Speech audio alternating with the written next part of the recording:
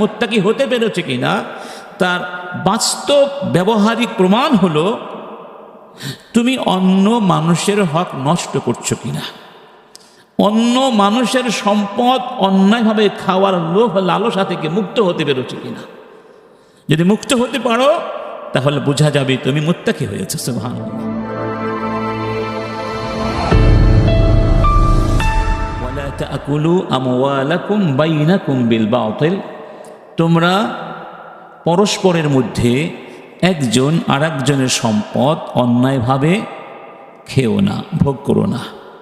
ওয়াতুদলু বিহা ইলাল হুক্কাম লিতাকুলু ফারিকাম মিন আমওয়ালিন নাস বিল ইসমি ওয়া আনতুম তা'লামুন, এবং জেনে শুনে অন্য মানুষের হক নষ্ট করার জন্যে, অন্য মানুষের সম্পদকে নিজের সম্পদ বলে অন্যায়ভাবে প্রমাণিত করার জন্যে বিচারকদেরকে, শাসকদেরকে ঘুষ দিয়ে প্রভাবিত করে নিজের পক্ষে রায় নেয়ার চেষ্টা করো না। এটি হলো সূরা বাকারার 188 নম্বর আয়াত।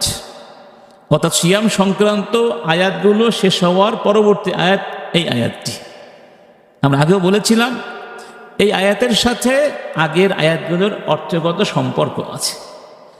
সেই সম্পর্কটা কি, সেই মুনাসাবা কি, যেন আল্লাহ সুবহানাহু ওয়া তাআলা আমাদেরকে বোঝাতে চেয়েছেন যে আমি যে সিয়াম ফরজ করেছিলাম তোমাদেরকে মুত্তাকি বানাবার জন্যে, সেই তাকওয়ার পরীক্ষায় তোমরা পাশ করেছো কিনা, উত্তীর্ণ হয়েছে কিনা, মুত্তাকি হতে পেরেছে কিনা তার বাস্তব ব্যবহারিক প্রমাণ হলো তুমি অন্য মানুষের হক নষ্ট করছো কিনা, অন্য মানুষের সম্পদ অন্যায়ভাবে খাওয়ার লোভ লালসা থেকে মুক্ত হতে পেরেছো কিনা।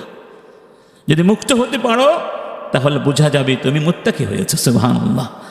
আর যদি সিয়াম সাধনা করেও তুমি ঘুষ খাও, সুদ খাও, অন্যকে ঠকাও, ওজনে কম দাও, অন্য মানুষের সম্পদ দেখলে তুমি লোভাতুর দৃষ্টি নিয়ে তাকিয়ে থাকো কি করে তা দখল করা যায় অন্যায়ভাবে, তাহলে বোঝা যাবে তুমি মুত্তাকি হতে পারো নি।